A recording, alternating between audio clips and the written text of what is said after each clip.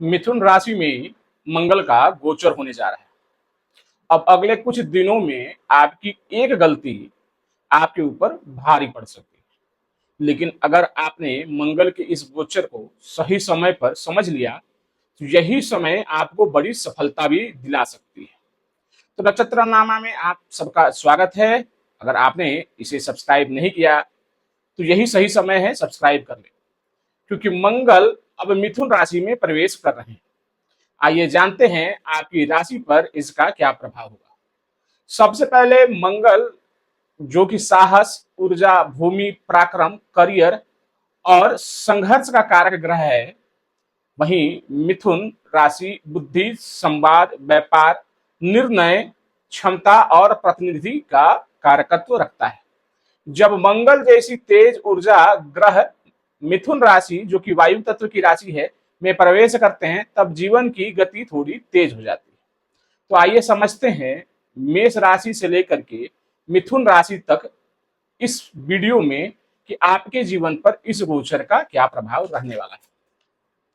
मेष राशि के जातकों के लिए यह मंगल का गोचर उनके तीसरे भाव में होने जा रहा है। तीसरा भाव उनके पराक्रम का है, उनके साहस का है, उनके आत्मबल का है। वहीं पर तीसरी राशि जो है वो संचार की, मीडिया की, कम्युनिकेशन की और बुद्धि की राशि है। जैसा पहले बताया कि बुद्ध जो है एक प्रभावशाली ग्रह है जो कि बौद्धिकता को और चेतना को दर्शाते हैं। जब ऊर्जा का संबंध बुद्धि से हो जाए तो यकीन मानिए ये समय आपके लिए ठीक वैसा ही है। जितना कर्म करोगे, जितना प्रयास करोगे, उतना ही लाभ होने वाला है। गुरु सूर्य आपके पहले से ही चतुर्थ भाव में बैठे हैं, जिनकी पूर्ण दृष्टि जो है आपके करियर हाउस पर जा रही है, जो कि करियर के लिहाज से ये बहुत अच्छा समय रहने वाला है। पंचम भाव में केतु बैठे हैं, शुक्र आपके षष्ठ भाव में नीच के होकर के बैठे हैं, राहु लाभ भाव में और शनि द्वादश भाव में। मंगल की चौथी दृष्टि आपके षष्ठ भाव पर जा रही है। यहाँ पर थोड़ा सा आपको विशेष ध्यान अपने सेहत के लिए रखना है। साथ में चूंकि शुक्र जो है आपके धन भाव के स्वामी है, षष्ठ भाव में नीच के हो रहे हैं, मंगल की दृष्टि भी षष्ठ भाव में जा रही है, तो यहाँ पर थोड़े से खर्चों पर नियंत्रण रखेंगे। अपना व्यायाम जो है, स्वास्थ्य का ध्यान रखेंगे, व्यायाम वगैरह अगर अच्छे से करते हैं तो आपके लिए अच्छा है। मंगल की दृष्टि यहाँ से आपके भाग्य भाव पर जाने वाली है। भाग्य भाव का संबंध पुरुषार्थ के भाव से, और वो भी लग्नेश के साथ।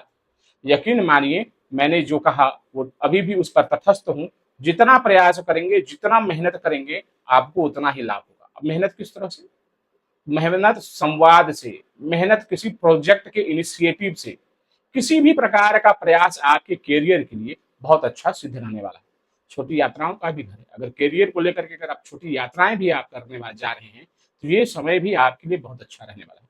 मंगल की जो है आठवीं दृष्टि आपके करियर भाव पर जा रही है, जो कि उनकी उच्च राशि है। ये भी बहुत अच्छा संबंध बन रहा है।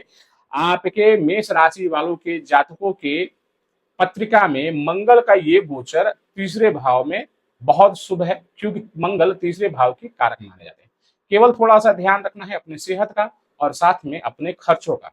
यहाँ पर वित्तीय जो प्रबंधन है थोड़ा सा गड़बड़ ना हो जाए। किसी भी प्रकार के इन्वेस्टमेंट से पहले आपको थोड़ा सा विचार कर लेना चाहिए। उसके बाद जो अगर आप इन्वेस्ट करते हैं तो आपके लिए बहुत अच्छा रहने वाला है। उपाय के तौर पर आप सुंदरकांड का नित्य रूप से पाठ कर लें, आपके लिए बहुत ज्यादा अच्छा रहने वाला है।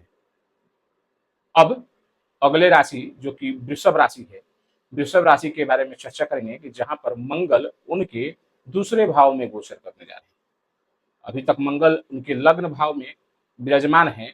2 अगस्त 2026 को मंगल धन भाव में संचरण करने जा रहे हैं। मंगल पत्रिका में आपके 12वें घर के स्वामी हैं और साथ में दाम्पत्य भाव के स्वामी हैं।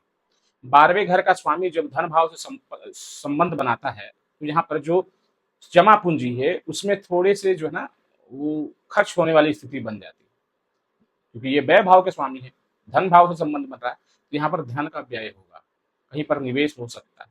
इस चीज का ध्यान रखेंगे। लग्न के स्वामी पहले से ही नीच होकर के पंचम भाव में बैठे हैं, जो कि आपके बुद्धि का है, आपके दक्षता का है, डिसीजंस का है, कॉन्फिडेंस का है। पहले से लग्नेश नीचे है, 12वें घर का स्वामी आकर के दूसरे स्थान में बैठ गए धन भाव में। तो किसी भी प्रकार के निवेश के, किसी प्रकार के जो इन्वेस्टमेंट से पहले आपको बहुत ज्यादा गहन विचार करना होगा, तभी जाकर के कोई आपको कोई जो है निवेश करना चाहिए, अन्यथा ये हानि का संकेत बना रहे हैं। दूसरा भाव वाणी का है, सातवां भाव धर्मपत्नी या पति का है, तो यहाँ पर थोड़े से वाणी से कलेश और मतभेद की स्थिति बन सकती है। मंगल जो कि ऊर्जा के कारक है, मंगल की वाणी थोड़ी कठोर होती है। तो जहां भी वाणी का प्रयोग करें, थोड़े से अपने वाणी पर आपको पहले सोच लेना चाहिए कि आप क्या कहने जा रहे हैं। उसके बाद, क्योंकि हो सकता है कि कहीं कहीं बनता हुआ काम भी आपका बिगड़ जाए। मंगल यहाँ पर बैठेंगे, उनकी चौथी दृष्टि जो है वो आपके पंचम भाव, संतान भाव पर जा रही है, जहां पर ऑलरेडी शुक्र जो है वो नीचे। अच्छी बात यहाँ पर है कि बुध जो है पंचम भाव के स्वामी, वो अभी अपने स्वराशि के होकर के बैठे हैं। शुक्र से दसम स्थान है, केंद्र बन रहा है, यानी कि नीच भंग तो बन रहा है, लेकिन वो कब तक है? 5 अगस्त तक है। 5 अगस्त के बाद बुध भी कर्क राशि में आ जाएंगे। तो ये समय आपके लिए विशेष है, विशेष ध्यान रखना होगा। 50 दिनों तक मंगल आपके द्वितीय भाव में रहेंगे, और जब तक से शुक्र नीच के रहेंगे तब तक से विशेष ध्यान रखना है। मंगल की 7वीं दृष्टि जो है वो अष्टम भाव पर जा रही है। वाहन चलाते समय या किसी से व्यवहारिक रूप से भी आपको बहुत ज्यादा उत्तेजित नहीं होना है, और उत्तेजना में आकर के कुछ ऐसा नहीं कर देना है जिससे कि आपकी ही क्षति हो। मंगल की 8वीं दृष्टि जो है आपके भाग्य भाव पर जा रही है, और भाग्य भाव के स्वामी स्वामी शनि जो है लाभ भाव पे है। तो यहाँ पर अचानक धन लाभ के संकेत तो बन रहे हैं आपके जीवन में। द्वितीय भाव से संबंध, अष्टम भाव से संबंध और भाग्य भाव से संबंध, और भाग्य भाव का स्वामी लाभ भाव में अचानक धन लाभ के संकेत बन रहे हैं। अचानक धन लाभ हो सकता है, लेकिन प्रॉब्लम्स भी आ सकते हैं। प्रॉब्लम्स किस तरह से आएगा? तो प्रॉब्लम केवल आपके द्वारा क्रिएट किया हुआ होगा, क्योंकि इस समय हालांकि व्यवहारिक रूप से आप बहुत ज्यादा उग्र प्रवृत्ति के नहीं हैं, लेकिन शुक्र नीच के हैं, कंफर्ट जोन में नहीं है, और मंगल का ये संचरण कहीं ना कहीं आपको उत्तेजित कर सकता है। संयम बनाकर करके मेडिटेशन करें, माँ भगवती की आराधना करें, चंडी कवच का पाठ करें, और साथ ही सुंदर कांड का नित्य रूप से पाठ करें। आपके लिए बहुत अच्छा रहने वाला है। ये गोचर आपके लिए फायदे के साथ साथ थोड़ा सा एक संयम जो है उसको लेकर के आया है, जिसपे आपको फोकस रहना चाहिए। अगली राशि की तरफ बढ़ते हैं, जो कि है मिथुन राशि। ऐसी राशि जिनके पास बुद्धि की असीम असीम एक ऐसा बल है जो कि सदैव इनके हित में काम करते रहता है। लग्न के स्वामी बुध लग्न में बैठे हैं, और मंगल का गोचर इनके लग्न पर हो रहा है। ऊर्जा साहस के कारक मंगल लग्न में बैठेंगे तो बहुत ज्यादा ऊर्जावान इन्हें बना करके चलेंगे। मंगल इनके पत्रिका में लाभ भाव के स्वामी है, और साथ में षष्ठ भाव के स्वामी है। तो लाभ के निरंतर मार्ग खुलेंगे, नए नए प्रोजेक्ट्स आपको मिल सकते हैं, आय में वृद्धि हो सकती है। वहीं षष्ठ भाव जो कि शत्रुओं का है, बीमारियों का है, तो मंगल से संबंधित थोड़ा सा आपको विशेष उपाय करके चलना चाहिए। थोड़े से यहाँ पर कुछ ऐसी चीजें, गतिविधियां हो सकती हैं जो आपको परेशान कर सकती हैं। हालांकि कोई विशेष चिंता की जरूरत नहीं है, यहाँ पर आपको लाभ ही लाभ मिलेगा, क्योंकि लग्न के स्वामी लग्न में है। हाँ, हालांकि विशेष ध्यान देना है कि 5 अगस्त को ही बुध जो है आपके लग्न के स्वामी धन भाव में जा रहे हैं। लाभ भाव का स्वामी धन में, और धन भाव का लग्न का स्वामी धन भाव में। तो ये भी समय आपके लिए अच्छा रहेगा, लेकिन थोड़े से ना अपने वर्क को आपको सिस्टमेटिक तरीके से पूरा करना होगा। जल्दबाजी में आकर के, इम्पेशंस होकर के अगर आप काम करेंगे तो ये डिसीजंस कहीं ना कहीं आप मिस्टेक कर सकते हैं। इस चीज से बचना है। हालांकि बहुत ज्यादा किसी प्रकार की कोई चिंता की स्थिति मुझे नहीं दिख रही। करियर भाव में शनि चल रहे हैं गोचर स्वरूप, भाग्य भाव में राहु हैं, और साथ ही आपके गुरु और सूर्य आपके पत्रिका में धन भाव में पहले से ही संचरण कर रहे हैं। समय अच्छा है आपके लिए, अच्छे रिजल्ट्स मंगल लेकर के यहाँ पर आ रहे हैं।